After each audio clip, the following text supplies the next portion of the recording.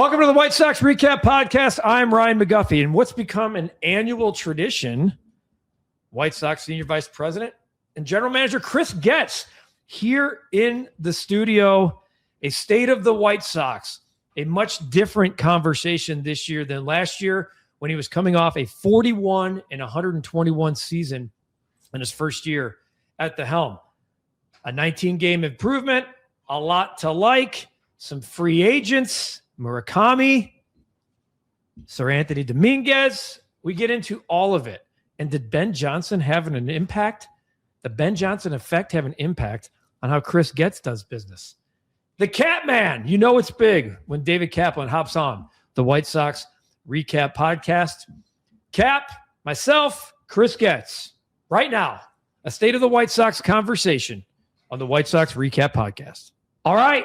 It's our annual. I'm calling it the annual tradition at this point now. We've done it 2 years in a row. That's what tradition is. The Senior VP and General Manager of the Chicago White Sox, Chris Getz, back in our studio. Chris, always good to see you. Thanks for doing this. Yeah, we appreciate your generosity with the time. Of course, yeah. No, we had fun with this last year. And after we did it, we had 19 more wins. Yeah. So if we can, repeat 19. That, I'm in baseball, a man of we got to make sure we continue some momentum and make sure we're doing the same thing we did the year before sometimes. Yeah, I think that's the first thing I have here. It's a much different feeling sitting here, albeit it's 60 and 102, but coming off 41 and 121, there were so many more questions. I went back and listened and I said that, gosh, the thing you need to know more at the end of 2025, more than anything, is who are these guys that you have?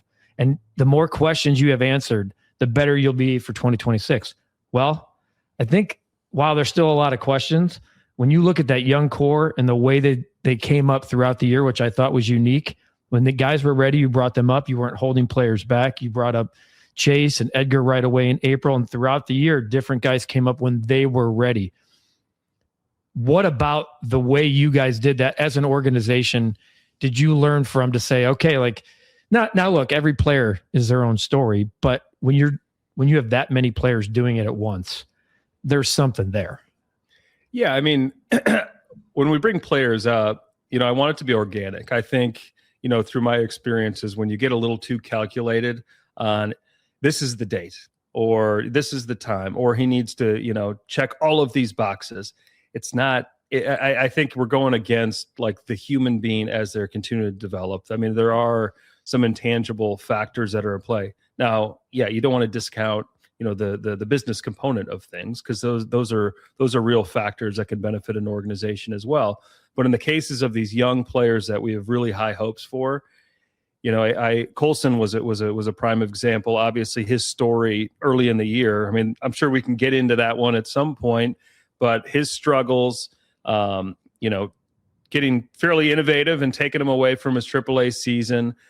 And he starts, building up some momentum. You do look at the calendar, not too far off. They're going to Colorado. Okay. Mm-hmm. Team, it's a great place to hit, a struggling team, kind of a welcoming environment for a young offensive player to go play on the road.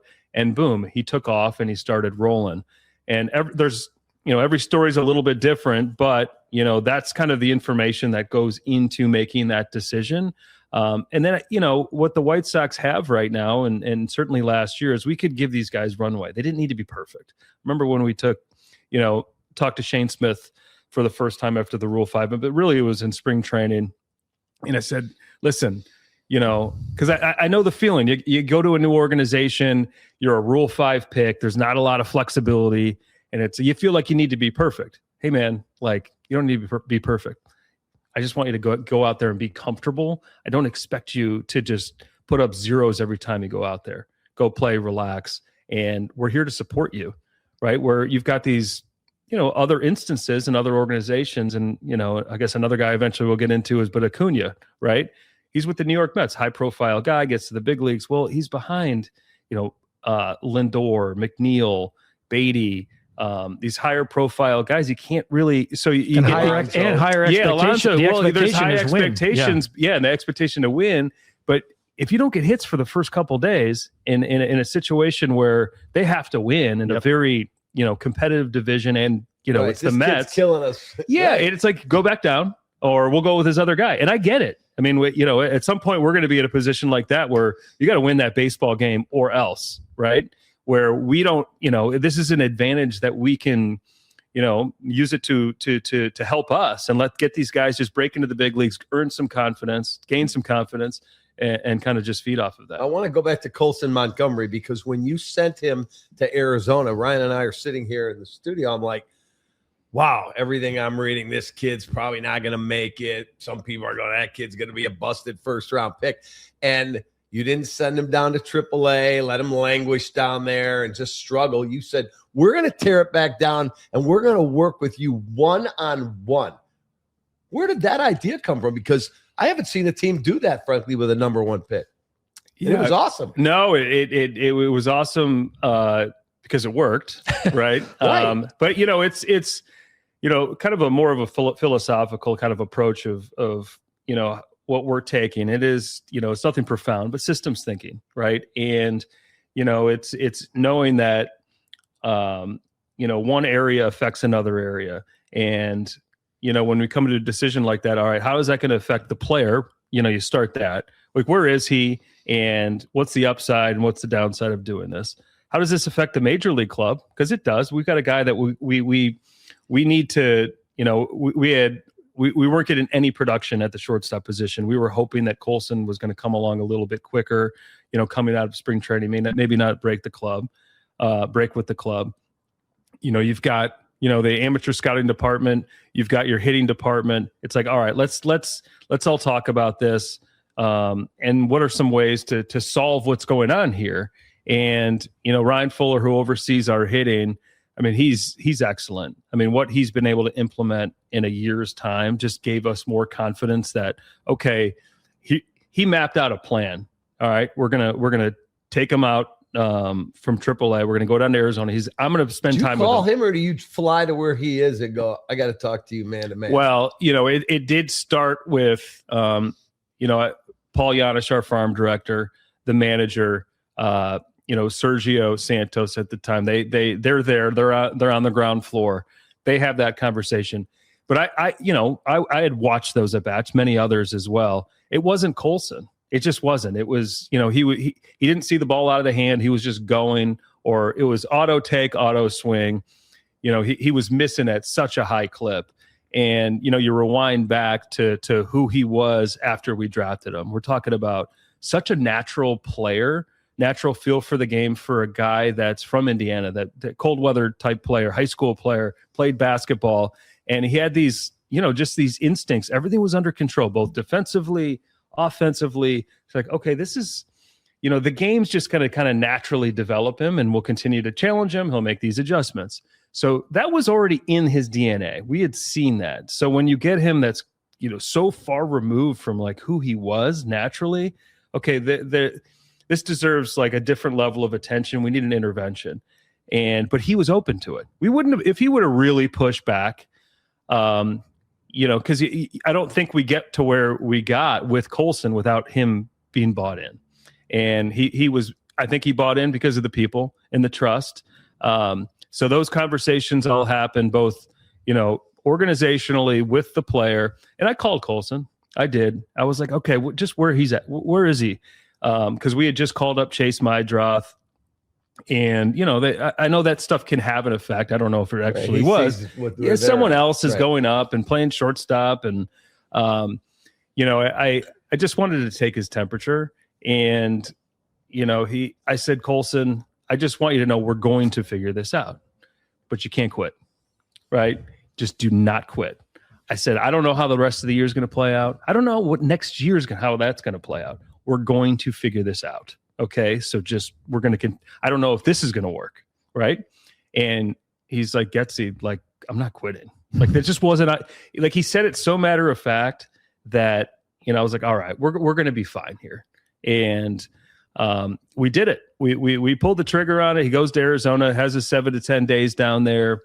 And that type of work that Ryan was providing with Colson. Sure, there was some mechanical things, but also we need to kind of adjust his thinking, right? I mean, and I think easiest, most simple way to kind of explain the thinking is, you know, his engine is so strong, right? It's not like, you know, the average major league player or professional athlete. We're talking about a guy that's super explosive, but if it's not controlled, it can be a huge disservice, right? And so, you know, first pitch of an at bat, if he misses, or, you know, it's a big miss, he fouls off, or he doesn't pull the trigger on a swing, you know, it's this reminding of, hey, you know, I've got something that is so much different than everyone else. We need to get this under control. Like, I'm in a better position than other people. Rewiring his thinking versus, here we go again. Right. Which happens to so many athletes. So you're rewiring your brain, rewiring your thinking. I actually think that was probably the biggest thing, let alone some mechanical tweaks. You know, I remember, you know, we put him back in AAA. It was a day game in Gwinnett. I was watching it from the house, and, you know, it's the first at bat, and, you know, you don't want to make too much of a one at bat. What is that? But you got to hit, you know. And I was like, man, like that, how great is that, right? Just to get that level of reward after, you know, this leap of faith of going to Arizona. Got a lot of attention because it's Colson Montgomery. And, you know, he didn't just take off, but it was, his at-bats were a lot better. He was taking his walks. He was squaring up pitches. You could see it starting to come together. And then, you know, we got to a point where it's like, all right, he's in a pretty good place. His defense was sharp. That was the thing that gave us a lot more confidence too, where, you know, he was, man. And the thing about Colson defensively, and it got even better in the big leagues, his throws are just, they're money. You know, the first base, square, strike. He was always showing up defensively. So, okay, at the very least, we're getting that level of production on one side of the ball. And then, yeah, we picked Colorado, and he made a tremendous catch that first game, you know, got some hits, had a really good series, and off and rolling. But it was just a great moment, clearly, for Colson Montgomery. But the organization, you know, and you look back, you know, prior experiences of where the organization was, this was because we had the infrastructure in place. Win. You know, and so easily it used to be, well, I guess we'll tackle this in the offseason and see what happens, what shows up in spring training. No. I mean, so now, you know, we've kind of opened up this new blueprint of development of these players, right? Is it going to be smooth sailing for Colson Montgomery? Of course not. But if, you know, we're obviously in such a, like you know, such a better position with him going into this year, and he showed the world what he's capable of doing. And it was because we were able to, you know, take that risk, but it was a calculated risk, and you know, he answered the bell. I definitely want to move on from Colson, but one thing, when you're talking about the organizational win, you know, here are the players that had more home runs than Colson Montgomery in the second half: Raleigh, Caminero, Ohtani, and Schwarber. Like, those are the cream of the creme. Like, that is the best you can have in terms of home runs. Now, it's not all about home runs and RBIs, but he was third in RBIs in Major League Baseball in the second half. And when you project as an organization, like, I think he could be a 30-homer guy in the future, and you try to plug and play. Well, now you know that he can be a 30-homer guy. And I pulled this up. I'm going to combine like kind of 2 for 1 here. When you go back 5 years, the White Sox won the division in 2021. It certainly feels a lot longer than that. I went and looked at the Major League Operations staff in 2021, and then the Major League Operations staff in 2026. Do you have any idea what the number of 2026 is right now? What the number is? Now, this is just per like White Sox. I pulled from whitesox.com. That number is 45 currently. That number in 2021 was 20.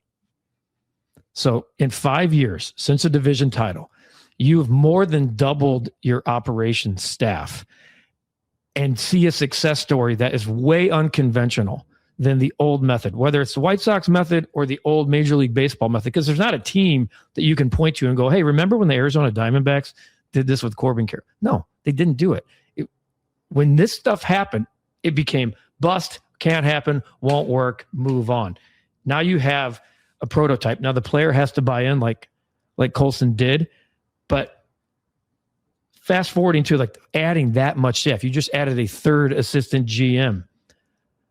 How much has that changed the way the Chicago White Sox are operating currently? Well, when I was named the general manager, Jerry and I had conversations, and he told me, and I didn't need to be told, I want you to study these other organizations that are having a lot of success.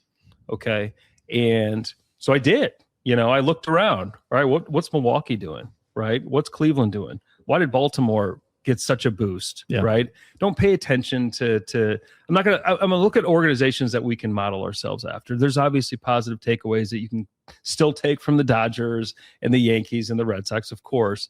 But I really, started assessing the league and why they were having success. And then, to really go out there and not only put the plan together, well, I need to bring in people that have experienced, these different ways of conducting business, right? You go out and you do a Brian Bannister that had been in Boston, in San Francisco. You get a Ryan Fuller that had been part of Baltimore.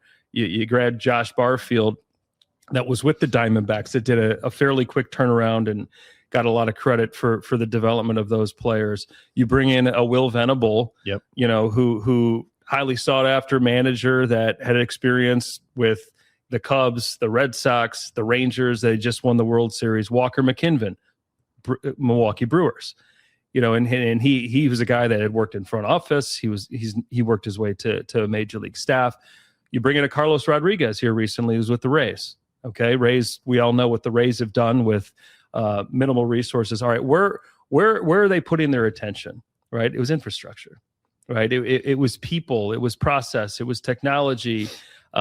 So we can really support the players and make sharper decisions. And so that thought process is really baked into everything that we're doing. Yeah. Right. And everything's interconnected. I mean, and when I say baked in, it goes into the medical, the strength and conditioning, the nutrition, our hitting process, our pitching process, our amateur scouting process and draft, the acquisition process, the international infrastructure, bringing in David Keller from the Mets. We're building a new academy that we've broken ground on. So, you just start to really, focus on these areas, these foundational pieces, which I've talked about from the beginning. But, now it's not, we're not just talking ideas, we're tangibly doing it. You actually have 45 members on your staff now. And we're starting to get results at the top, at the major league level, which gets the most attention. In terms of looking at the Robert deal as you go through it, had been speculated for a long time. Take us through that process of how you finally get it done. There are reports out there, well, they didn't want to eat that money, but they would do that. You said, hey, I'm going to make the best deal for the White Sox. Yeah, I mean, Louis in general. I mean, obviously a super talented player. You look at Ozzy loves him, by the way. Yeah, I mean, you look at Acuna. I'm going to give you he loves Acuna. Yeah, I mean, Robert obviously. I'm going to put the fan hat on here after this answer here. Yeah, I'm talking about Acuna. He does, and I did talk to him. I did because he was down there. He's managing. Yeah, it's like what are you seeing? I knew he had been productive, but so that was part of it. So, but Louis, it's his 23 season was fantastic, right? And that's we unfortunately, we just weren't able to recapture that. And, the window was closing, and listen, if you're going to make a move and you're going to trade someone, of course, ideally it's at peak value, right? Well, the window was closing, and we had an opportunity to bring in a player that is young, who's got pedigree, he's got bloodlines with his brother, can play all over the field. He's a switch hitter. He's one of the top base runners in the game, a top defensive player, both shortstop, second base. He's played outfield, played center field in winter ball. We got someone that can grow with us, an exciting young player where we just felt like it was time, and then the bonus, on top of it is they took Louis' contract, they did. And so, okay, you factor in the player return, the flexibility financially, be able to, repurpose that money to help the team. And okay, let's do this. Are you ever certain that it's the right call? Of course not, but you got to make decisions. This is the right call. Yeah, I mean, you got to make decisions. I think it really feel like it was time. Do I think that Louis is going to play well in New York or in the? I do, but it's okay. Yeah, it really is. If it was time for the good baseball trade. It was a good baseball trade. It made sense for both sides, and I'm really excited about it. I can't wait to get around to Cunha and what he can provide for this club and continue to build this thing out. All right, so I'm really excited about it too. And I don't think it's a secret to you even that I was ready to move on from Luis Robert 2 years ago because he was so jacked when this trade went down. I could have cared. If the return could have been, and this is not a personal shot at Luis Robert, even though it might sound like it, it's not a personal shot. It was time. Like, I think the window had closed. You said closing, that's being fair. I think it had closed, and the return's the return. You do get a high upside. It's a low risk, all reward trade to me. The money's that's a nice piece of it too. Is that because there were reports that you guys probably were willing to take on some of that money, but not all of it. And it's just a closed door on what was before you. Even though you were the farm director and part of like that excitement of Luis Robert, we can't. His legacy is the 2023 season. That's it.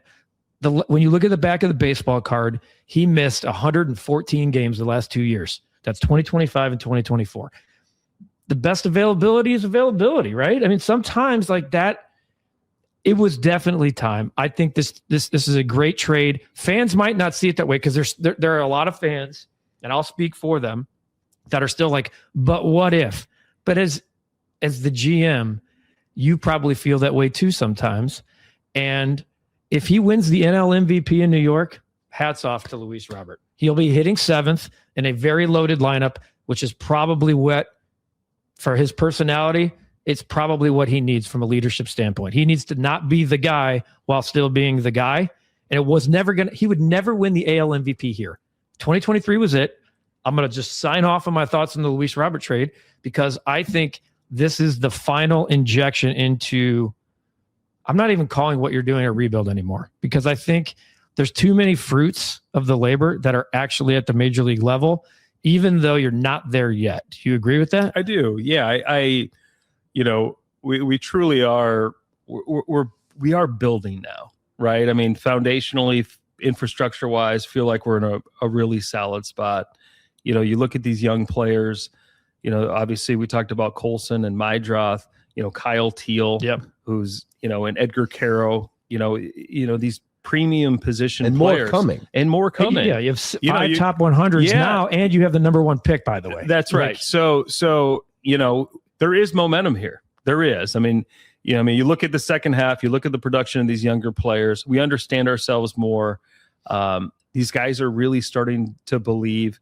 And then I look at, what Will provides. And this is one of and I've talked about it a lot, and quite honestly, fairly unique from at least what I had been exposed to from a manager standpoint. Every day, how do we solve today, right? What is the pathway to victory? Okay. And, very often we've objectively, been up against it. We're not supposed to win this game on paper. Yeah. But if we execute this, and this, we optimize this, and this, we can win this game. And what does that do?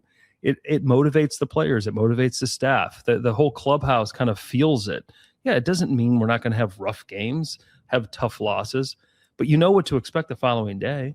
It's rinse. You rinse, you shower it off, get some sleep, and you go and win the next one, right? I mean, and that, I mean, it's not cliche. It's real. Like, this is what, a healthy clubhouse looks like. So if you've got, this pool of talent that is continuing to come, but is beginning to develop at the major league level with this, cultural feel that's being provided by the staff in the front office, good things are going to happen. There are very few times you get to pick number one.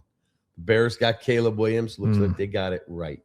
I remember the Cubs had the number one pick, took Sean Dunston. He was fine. He was a good major leaguer, but I don't think he ever became what everyone thought. Like a 15-year career. There have had a bunch of number one. Connor Bedard is a number one pick. That will be tied to you and your legacy, because hopefully you're not picking number one again. What goes into that process, and where were you when you found out we got the number one pick? Yeah, for one, like, I love having the number one pick, and you said it. It's not a position that you want to be in, but it is a lottery system. And even in the case where, our odds were pretty high, doesn't mean you're going to get it. No. And then a lot of times you've got, Cleveland, ended up getting the number 1 pick when the Bulls got Derrick Rose with 1.9. So so what a cool opportunity for this organization. And, I think, you start to hone in on the player pool, and, the seasons are beginning, very soon here on the college and high school level.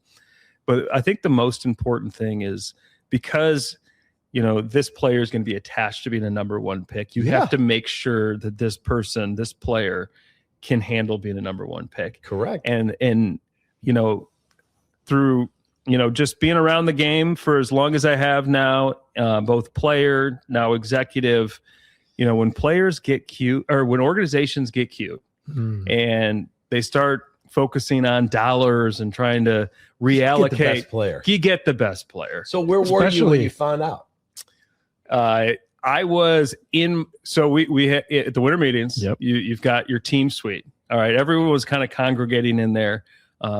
We've never gotten the first pick, so I didn't know exactly like what happens. What are the mechanics of it? You were paying attention at that moment. Well, he was at the winter meetings, so let's right? say, roughly 6 p.m. the show begins. Yeah. Right. What I had learned is that, you get notified at some point if you get it. Well, I want to say it was about 4:45, and I was like, I haven't heard anything yet. I don't know what time they reach out, but I haven't heard anything. Yeah, and I was like, good. That's not good. So everyone's like, and I would say majority of people in organizations, they don't know that part, right? They just think like you're going to find out while watching it. But of course, like they have, the GM or a representative go down there and do it. But at this point, I hadn't gone to the team suite. So I'm 2 rooms down, and I'm kind of pacing the room a little bit, trying to kill time. Like, tell me where I'm at. Yeah. And then I got a text. And I won't say from whom, because I'm not exactly sure he was supposed to know, but he knew. And he said, hey, we're getting this pick. Okay. And then more detail came. So what I did is I let Jerry know. So you called Jerry, or he's there? I called him. Okay. Well, I called him. He, and he hadn't gotten to the team suite because we were all just going to meet and, kind of hang out. It's a fun moment. And I called him and I said, Jerry, you can't tell anyone. Right. And he's like, all right. I won't. Did you think about not telling him and letting him? I couldn't do that. No, I can't do that. But so, all right. So the person that let me know, I know, and Jerry knows. I leave the suite. I leave my room. I'm walking down to the suite, not far, and the door's cracked. And of course, we all know Jerry likes smoking his cigars.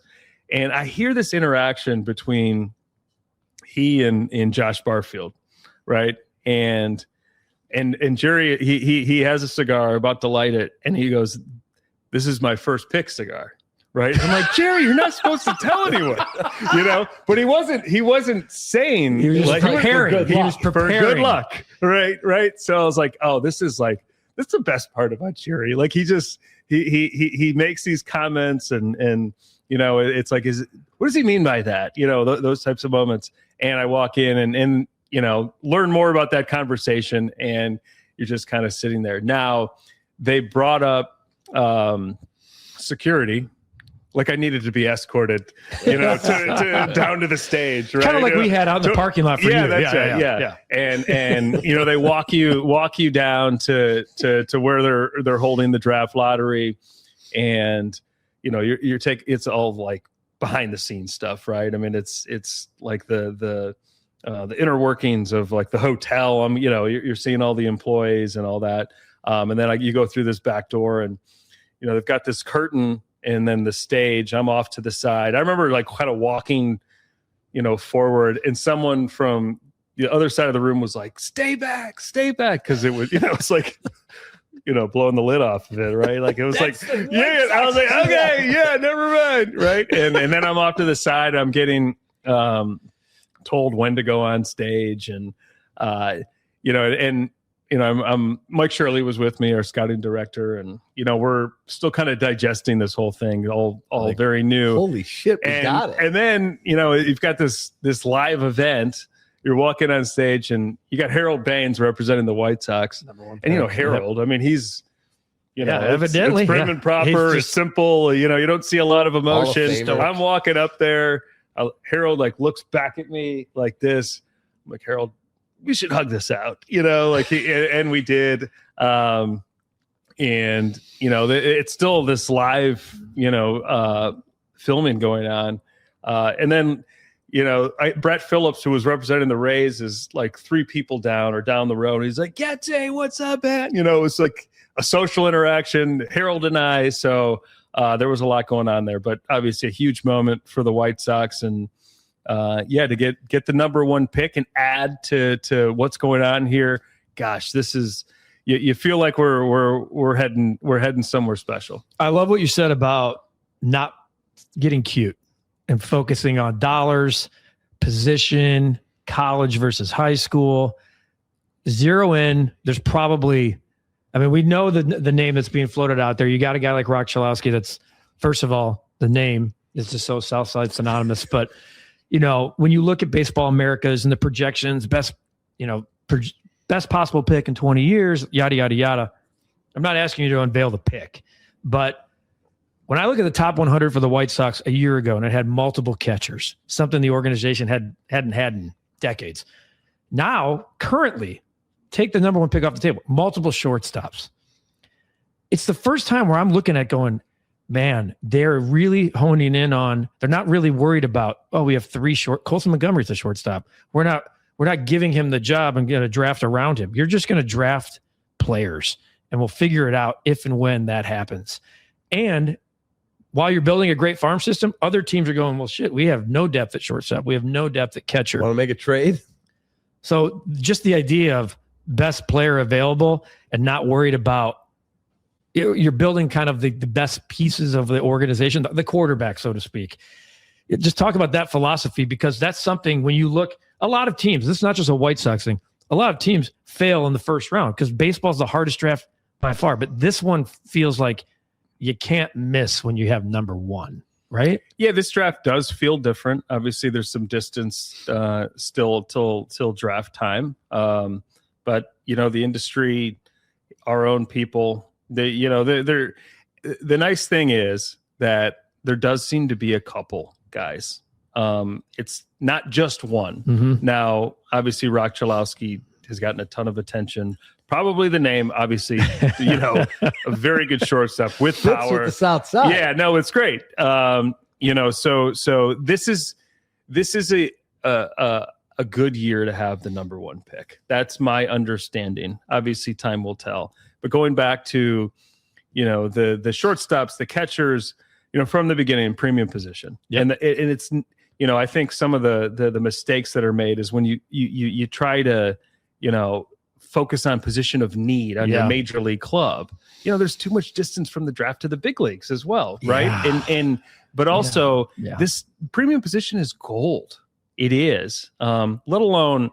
You talk about shortstops. You look at San Diego Padres, their whole team's shortstops. Yeah. And figure it out. Yeah. And so, you put Jackson Merrill in center field. You got Cronenworth that's playing all over the place. You got Bogarts. You got Machado. Tatis is now in the Tatis' outfield. So these are really good athletes, can do a lot of different things.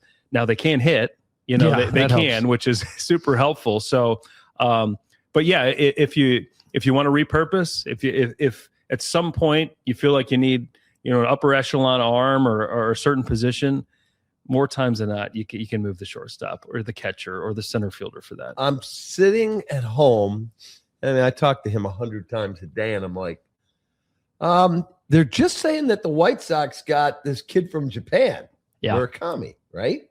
The third baseman. Hadn't heard that rumored big power, big. The White Sox get the deal done. How did that go down? I can confidently say, I can confidently say no one expected that one. Right. And truth be told, most of whether it be the last year, I didn't expect No, him to be with the White Sox. The projections were 5-6 years, 100 million plus. That's right. Yeah. I mean, we scouted him. We've been on him, whether it be WBC, in Japan, David Keller going over there. We've got a scout over there. And I remember, David came back from a scouting trip, and we talked Murakami and, talked about kind of the figures that have been thrown out there, the expectations from, media over there, people over there, let alone people here, that this wasn't going to be realistic. The unique thing, though, when it comes to the overseas player, the Asian players, the posting windows. Yep. Right. And in this case, they've got to choose these windows.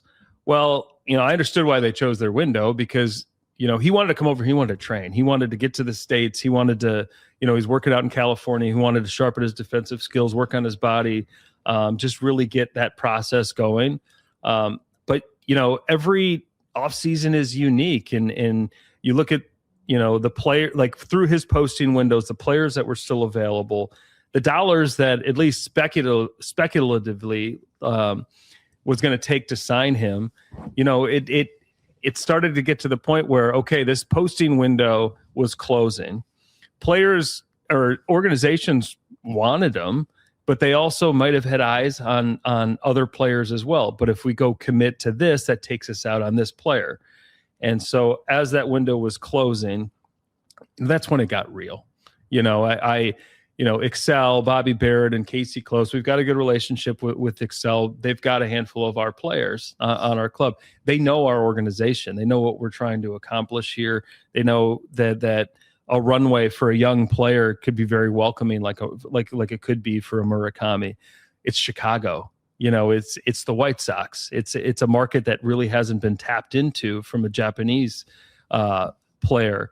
Obviously the Cubs have Seiya and Shota. They've got a little bit more history. Does he call like a guy like Darvish, who Jed had told us Darvish is like the godfather to all these guys, and say, what is the market like? Well, I do know that he's close to Shota and Seiya. I don't know about you. I know more about the current players on the Cubs, and they were very positive about the Chicago experience. Obviously, Cubs, White Sox is different, but the city, how welcoming, for the families. You've got direct flights. Mm-hmm. I think that's something that, I've learned as well through time, where, you getting to a certain city from Tokyo, it can be a little harder to get to a Cleveland or Pittsburgh, or where Chicago, let alone, it's an international city. It is. So that did help. It did. And he has spoken about that. So, when it started moving, I keep on going back to the systems thinking and, bringing in a Murakami, and you always have conversations with Jerry and our business side. And all right, how does this impact, the business side, right? How does it impact ticket sales and sponsorship and being able to tap into, the Japanese sponsorship world, and having those conversations when it became, a little bit more real, that they were starting to lock in on us a little bit. Like everyone just kind of, okay, how do we get this to the finish line? Better get Brooks and George over to Tokyo. That's right. Yeah. Brooks was just over there. So I'm getting the download. So, but it just, what a boost. What a boost. And listen, we're talking about a player that, has tremendous power, right? Now, why was he available, right? Why were the White Sox able to get him? And I asked those questions, and, truthfully, you got the posting window factor. You've got Chicago being a factor. You've got defensive questions, right? You've got he's played a lot of third base, a little bit of first base. I think teams were a little uncertain on his positional flexibility. You've got someone that's strong decision-making skills, which is a big objective for us. You've got the power output, checks that box. Then you got the contact. That's the question mark, right? Well, what we've learned, what I've learned even more, the training methods that on velocity, they don't have a lot of high velocity throwers. So the exposure really hasn't been there from an in-game standpoint on a regular basis, but they also don't train for it because they don't really have to. And so, we've got a traject machine. We've got high velocity training. We've got these different methods that he hasn't been exposed to yet. So, okay. And, we weren't going to do a 4, 5, 6 year deal. We weren't in a position to do that. Didn't make sense. But when you start talking shorter term, and obviously 2 years, you just start looking at the upside. Yeah, because if he's who you hope he is, we've talked about, you can extend. Yeah, I mean, just work on the now. Like, what there's that does some to real the young guys in your lineup. I mean, the protection. And that power output, which we desperately especially need. left-handed. Left-handed bat, and just that physical presence in a lineup. Super cool. Is significant. It is a really cool thing to add to this. You're going to see a lot of people with that jersey. We were all kind of getting excited about it. You add Murakami. You've got the number 1 pick coming in. You've got a really strong farm system. It's coming together. Yeah, and you see it. And like when you go back to the early 2000s when you had Shingo Takatsu. And he would come in with a gong, and you had Tadahito, of course, being such a big impact in 2005. The fans will definitely hop. He starts hitting bombs into the right field porch. Jerseys around. You'll see the jerseys around. Back to there's some umbrella effect to Luis Robert, obviously. Currently, your 40-man roster of outfielders is Brooks Baldwin, Andrew Benintendi, Derek Hill, Tristan Peters, Everson Pereira, and that's it. Unless Acuna, I don't know, is Acuna a floater right now? Like he could be, I guess, one of those outfielders. I mean, he could get some outfield action as well. There's a lot of people like, oh, who's in right field? Or that's why you don't trade Robert. I would argue against that heavily again. But, then there's I call it the bridge to Braden, because it might be a little unrealistic or unfair to, even though I know you've said we're hoping he's competing for a spot. But when you just kind of look, there's a gap there in terms of, you don't want to put too much on the kid at the same time. You want the excitement of him being your right fielder for a long, long time. So you said the dollars, the exact quote is, we've already been talking to agents and clubs and anticipate a roster that's going to continue to evolve. We're very active. This is post-trade. There's a follow-up question here, but in terms of the outfield market, are you happy with where you're at before you head into spring training? Is there a void there? Well, I certainly, can state that it's not a perfect roster. Right. It isn't. There's weaker spots, but and we run our projections. You look at the roster, and there's different ways to add wins. Right. I mean, you look at last season, for example, the 1-run losses, the 2-run losses, how significant they were. Well, there's a lot that goes into a 1-run loss. I mean, there's so many different components that go into it. It's not just a bullpen that wasn't able to close it. It's the runs scored, it's defensive plays, all those different ways. There's different ways to put together this roster. So yeah, I mean, you look at the outfield, those are fairly defensive minded players. You talk about Pereira and Hill, they can cover ground. How much offense are you, we hope that we're going to get a fair amount out of those guys, especially Pereira. But there's different ways to finish games. I mean, it could be bullpen. We've been we're pretty close on closing on a significant reliever, repurposing the Robert money. We're looking at the outfield market. We're talking to clubs. There's still guys out there, right? There's still guys out there. But there's also you strengthen your pitching staff. You strengthen different pieces of this team. So yeah, if you just kind of compartmentalize or just focus on one particular area, okay, Robert's out the door. How could we? What are we going to do? Well, there's different ways you can just create a strength somewhere else as well before we really get to completing and make it a full roster. You brought up the 1-run games, 13 and 29 in 2024, 15 and 36 last year. Yes, you're fairly close on the reports that are out there. I thought that was I think I was probably even told you, I thought the last 2 years it would really help your young bullpen and young pitching staff to at least go to Will and say, in the 9th inning, you got David Kaplan, and then you can work backwards from there. You don't want me. Yeah, we don't know. But think about just when you look at 15 and 36 and say 7 of those improve, okay? You're still 22 and 29, but now that 60 turns to 67. And you're not talking about a plus 19, you're talking about a plus 26. So You're talking about the allocation of dollars, and I know there's a lot of like PTSD White Sox fans. Well, we used to sign, big time closers. It's a volatile market, man. It's like death taxes and bullpen volatility. Like those are the three things that are certainties. But what does when you add a high impact leverage arm that can say do the 8th or 9th inning, and you can work backwards from there, the peace of mind that gives not only your starting staff but your manager every night. And with a team that's kind of on the rise, I do think that there was legitimacy in pursuing that role. I do. Yeah, no, I agree. It's not an area when you're rebuilding that you focus on first. It just isn't. As frustrating as it is when you lose late or you're not able to close out a game. But eventually it becomes more important to extremely important. Now, to your point, solving the bullpen is a difficult thing. I mean, it's year to year. You throw money at it. Sometimes it works. Oftentimes it doesn't. Just when you think someone's going to be the guy, someone else becomes the guy, and they have rough years. You look at the Dodgers and their bullpen and how they've gone about it. So it's tricky, but we all can sit here and say how important it is. Grant Taylor, for example, big arm, super talented. When we brought him up last year in the bullpen role, from AA, right? Yeah, we did. It really started to stabilize our bullpen, and we began to be able to put, the Jordan Leisures, the Mike Vassals, other arms in our bullpen in positions that were better for them, and gave us a better chance to win the game.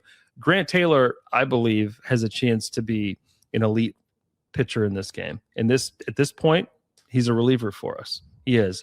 What does that mean in the future? Does he become a starter? Perhaps. Time will tell. But in the meantime, he's in the bullpen. I think he can be, in the Mason Miller mold. I do. Wow. I think this guy, he's got elite stuff. We've got to tighten the command and really hone in on how he's attacking hitters. But we don't have to just rely on Grant Taylor, right? We've got Jordan Leisure, who had a great second half, is really coming into his own. Led the team in saves. Yeah. Yeah, I mean 7. Yes, yeah, so yeah. Well, that kind of speaks to all right. We've got. Let's find a way to have multiple options, guys that can be in different roles, high leverage, mid leverage. It just allows everything to stabilize, stay balanced, so you're not just relying on one or two guys to close out that game. I mean, I'm in those conversations on a regular basis, pregame and postgame. What do we have tomorrow? Well, we've only got Grant Taylor tomorrow, or we only have Leisure tomorrow, or we only have Vassal tomorrow. Now we should have a couple guys on a regular basis, Will and Walker, and now Zach Bove and our pitching group putting a plan together. I look forward to this upcoming season because we've got weapons that we didn't really have before to allow us to close out and win those closer games. 0 to 100. At 100, you're contending to win the World Series. You started all the way down here. I see that thing like the meter has moved significantly. And if you hit on the number 1 draft pick, that meter goes even farther. Did you think you'd be this far this quick? I didn't. Yeah, I didn't. You made a lot of progress. Yeah, we did make a lot of progress. And Crochet trade was huge. It was huge. And going into that year, I mean, what was Garrett? It was a maybe, pretty good reliever, coming off injury. We're trying the starter thing, and then being able to capitalize and reinvest.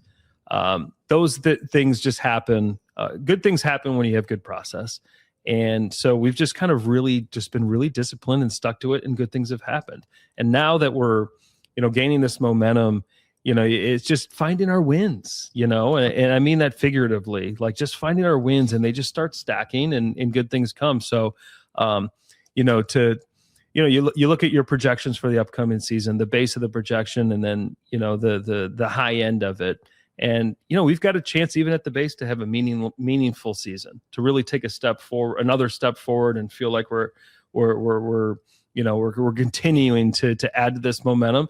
And then the higher end of the outcome, it's baseball. Like, it can happen. I mean, you see it every year where all of a sudden you're getting closer to that 80 win threshold, and we all know in the AL Central, you're kind of knocking on the door a little bit. So, who knows how this plays out? We don't really focus on that part other than, this process that we've established, because why would we get away from that? Right. Because it really has been working so far. Are you comfortable today? I mean, we know a lot more about your rotation today than we did a year ago, but are you comfortable today with the rotation that you have going into spring training? I feel pretty comfortable. I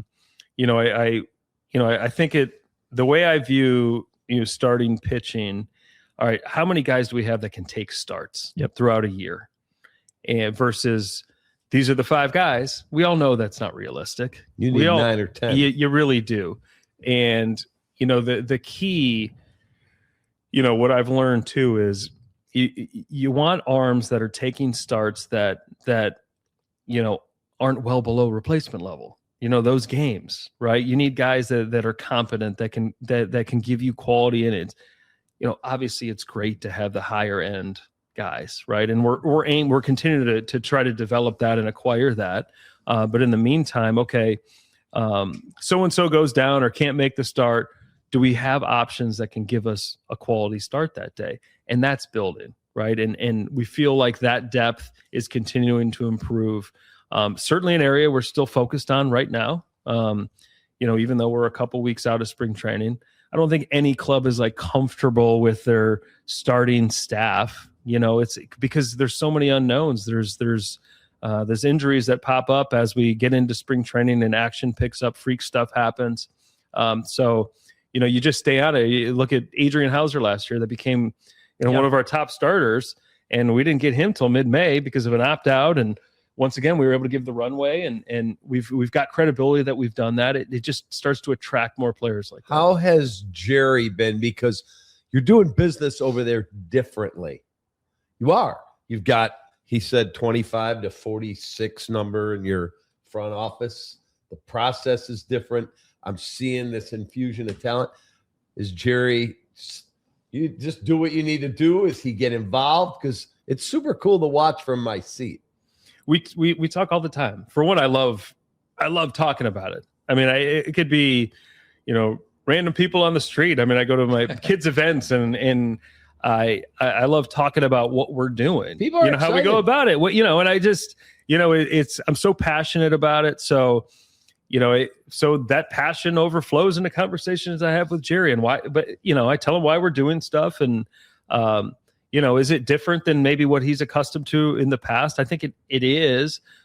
He also told me to study what other clubs, why are they having success and why are we struggling? So I took his advice. Hey, Jerry, they're doing this. This is why we're forthcoming. Like if Jed and you are good friends, but if you called up the guy in XYZ city, hey, can we have dinner? I got to talk to you. Are they cool with you? Yeah, I do it all the time.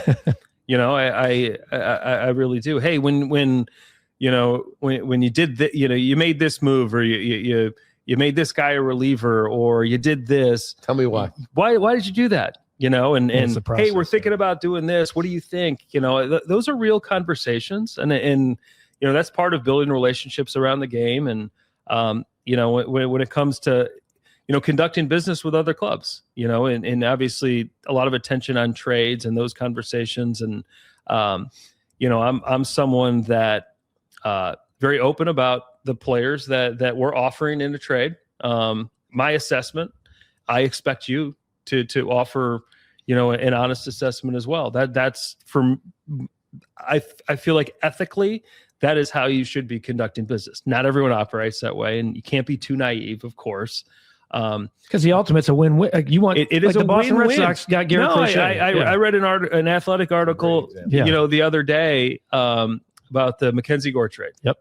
And there was an anonymous executive that said, "Well, Chris Young doesn't trade players that are any good." And I said, whoever said that, like, shame on them, right? Like, if they feel like that is an advantage of some sort, right? Because I know CY doesn't feel that way. That's not what he's doing. Obviously, you need to understand your players, but this isn't a, I'm going to send fool's gold over here or over. I just the message would get out pretty quick. I don't believe in that. Yeah, I don't, and I don't think, when it comes to trade discussions. So I'd like to think that I've earned that credibility and trust that allows me to have conversations like what you're talking about, where, hey, I'm curious here. You know, when you hired your head of research and development, or your scouting director, or your head of medical, you know, how did you go about that process? And you know, you find people that you lean on and you trust, and they share that because you've earned that trust. Do you have one person working in your organization where you're like when I was a kid, they had the third base coach and the first base coach and the hitting coach. Then it was a big deal. We added an assistant hitting coach. Do you have someone in your organization you're like, okay, I don't even know how to pronounce that guy's title? Yeah, I think the answer is yes. And you know, I listen. I do think that there is an arms race at times in our industry. Technology, you know, science. You know, it now. You know, I think what it's not just about adding. You know, it's not only, you know, making adjustments and maneuvering and adding, but it's also, hey, this isn't working. Let's move on from this, right? It's not just stacking all of these names or these numbers. That's not the answer. It's still about getting to clean decision-making, because you can also overcomplicate things and you can layer things so much that you're just getting lost in the process as well. We still need to get to you know, to positive results here. So, but through that is being responsible. Right. And so through that responsibility becomes adjustments. It's not just about, you know, adding this and throwing money over there like that's not it. It's about identifying what's working and continuing to invest in that. Yeah. A lot of people are talking, speaking of investing, fans are out there. They just want to spend, right? When is the money going to be spent? Why is the money not being spent? You guys are 27th in payroll as we currently sit here, roughly 82 million plus, 121 or so in taxed payroll. But look, the elephant in the room is 2027. I don't want to feel like it's 1994 all over again because of where the White Sox were in 93. And then it's just fans. I mean, all of us who were White Sox fans 30 plus years ago know how that ended. But how do you not let something that's completely out of your control in a labor dispute and all of that momentum you've been discussing the entire time get in the way of that momentum and the good buzz that you feel? Because the idea of a lost season that's unethical to me. And I really believe in my heart that there won't be a lost season, but it does impact the way you do business, or does it not? You know, my take is truly that we are perhaps better positioned than other clubs. I am knowing, there's some unknowns here with 27. The CBA is expiring. We know that there's different levels of outcomes here. And I know, I'm sorry to interrupt, but in 2028, you have nobody currently. I think 2027, you have 4 players on the books for. We're in a very good spot. Yeah. Financially, clean books. Yep. We've got young talent that players that are good. Controllable. We really are building here. So you come on the back side of this. I regardless of what the outcome is, we're well positioned for this. And you know what? If for some reason maybe it isn't in our favor, we've proven we can maneuver. We'll figure this out. So I really don't focus on it too much because in my heart, I just feel like we're in a really good spot organizationally. So we'll see. I mean, there's still a faith that this is going to be figured out. I do. I think record ratings for the 18 to 34. Yeah, I think we can acknowledge like 2 things here, that the sport is, people are into it, right? They are. But also, you look at some clubs and what they're capable of doing. I think when I've thought about this recently where I've been on teams as a player, I've been around teams, I've, worked for clubs at times where, gosh, I don't think we have one guy on our active roster that could be on that club. That's a little funky to me. Okay. Now, I don't like to complain about it without a solution. Like, that's pretty annoying. But I think that there's some level of, acknowledgement here that, okay, there probably needs to be some adjustments on both sides. Yep. What clearly are those solutions? I don't really know, but there's something that probably needs to You'll change. adjust, whatever the We'll solution adjust. is. Yeah. And we are in a position to adjust. Some of these other clubs, depending on what the outcome is of these Might be negotiations, hamstrung. yeah, they might be hamstrung. One of the things I heard about in the past, in recent past from free agents, and was looking at destinations. And the White Sox weren't necessarily the place that other players were talking about. Hey, you want to come here? That's part of your job. You completely have revamped the organization. We've talked about the number of employees. How do you change perception when you, in your role of this being other than money? Like, let's not, at the end of the day, money's going to talk, but the perception of that we take care of players, we take care of families, we take care of you, we take care of you when you're on the IL, we have advanced analytics, et cetera. Has that been part of this process as well? Yeah, absolutely. When I took over and I just assessed the current situation, and I know I was, coming from the organization, but I was the farm director. I wasn't around day to day major league operations. Didn't work, in international. There were some touch points on the amateur side. But yeah, through this full assessment, I'd learned that, okay, there's some areas that need to be cleaned up reputationally. There's too many things to point at, and that just cannot happen. We've got so many good things going for us. I'd say number one, we're in Chicago. Yep. I mean, there isn't a player or a player's wife, girlfriend, whomever that doesn't love being in Chicago in the summer. It's a fantastic city. It is. So, but they want to feel like we're taking care of them. They can just focus on the game and be the best version of themselves. And how do we take care of the family medically? Do we have a system that can be trusted from the players? Do we have the resources that they can really dial in on their swing, their delivery, to really, maximize their talent on the field? Can we offer runway? What are they going to get from Will Venable, our coaching staff? When Will talks to players, I mean, he's just, he's such a good communicator. He's such a trusted individual that works in our favor. It does. And now, players are very smart. They talk to each other. They have their experiences when they're playing against us. They hear things, and we're in a pretty good spot. I had a player tell me, it's the last thing I got for you. He said, look, I'm going to make stupid money wherever I go if you're a high-end player. But he said, I want to know that if I'm pitching, he was a pitcher, if I'm pitching tomorrow and I'm in the hotel and I'm trying to get a good night's sleep and one of my kids is sick, that my wife knows there's a hotline she calls, like a concierge almost. Hey, this is Mrs. So-and-so, and my son is 103. We've got it. There'll be a doctor calling you in 5 minutes. The White Sox are on top of anything we need. He said that is what's important.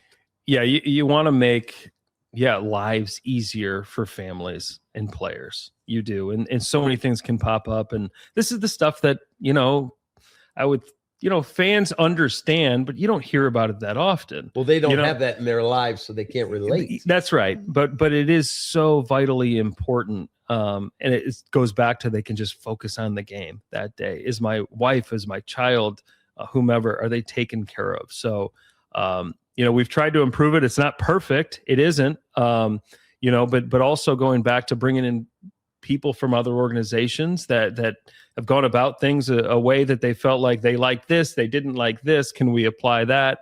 It's ongoing. It is. But it's something that is a high priority for us. Because that's how are you going to get the best version of these players? Right. That all facets of their life need to be taken care of.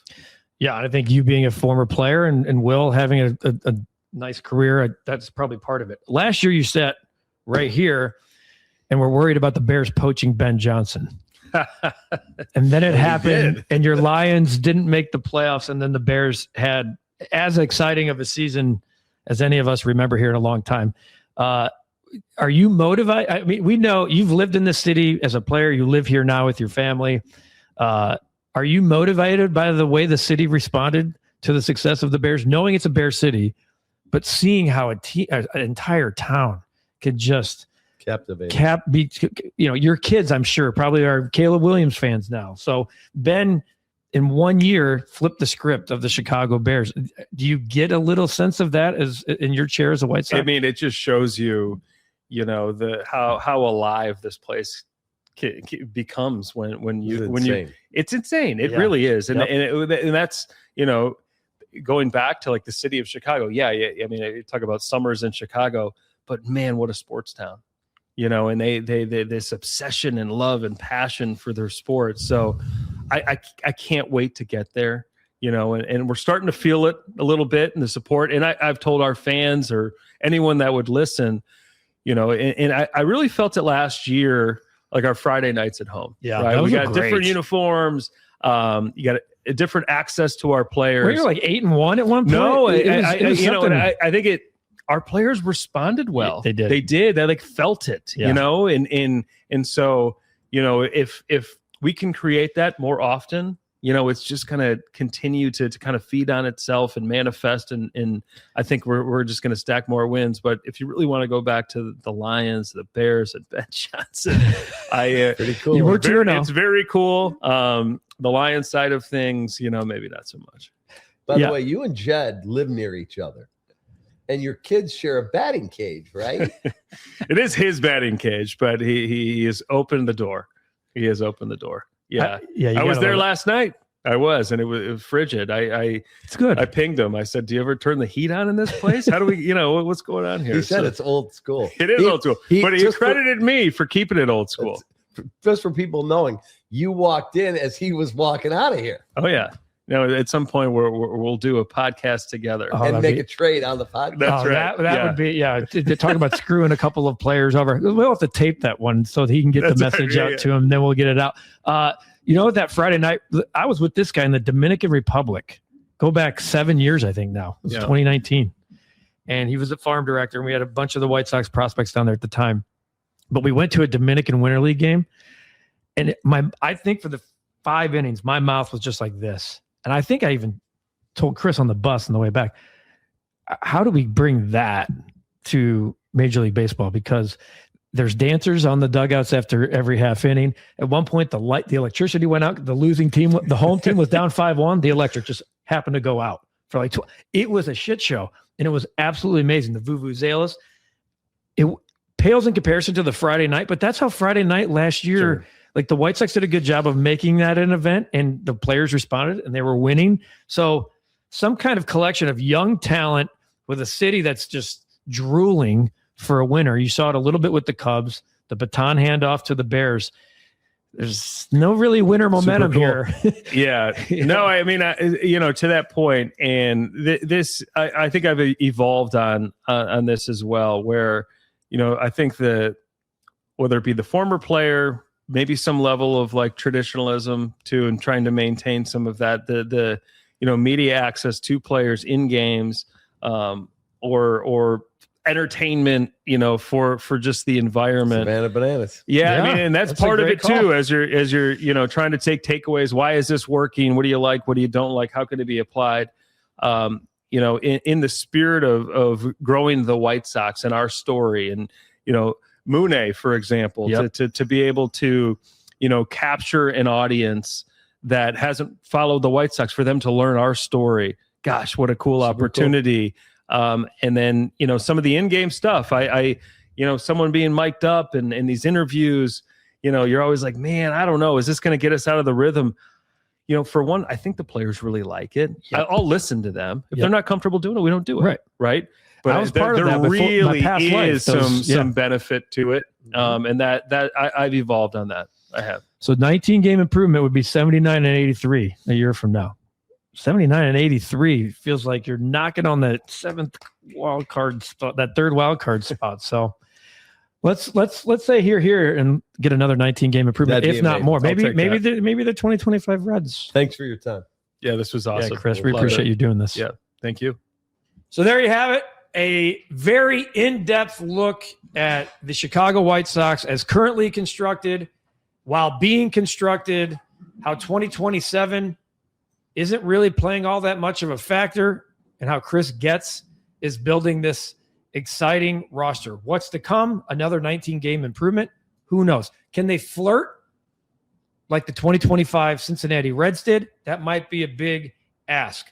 But there's certainly a lot of positive things happening on the South Side. And this is even after the Luis Robert Jr. trade. And obviously, it's very clear where I stand on the trade of Luis Robert. We thank you for watching this episode of the White Sox Recap Podcast and on audio form, wherever you download or listen to podcasts. Make sure if you're not already a subscriber on the recap, what are you doing, man? Your neighbors are. The person across the street is. You should become one too. And every time you click that notification bell, we send you an alert every time there's a new episode of the White Sox Recap Podcast or any of the content we do right here at the Recap. For David Kaplan, for Chris Getz, I'm Guff. We'll see you next time on the White Sox Recap Podcast.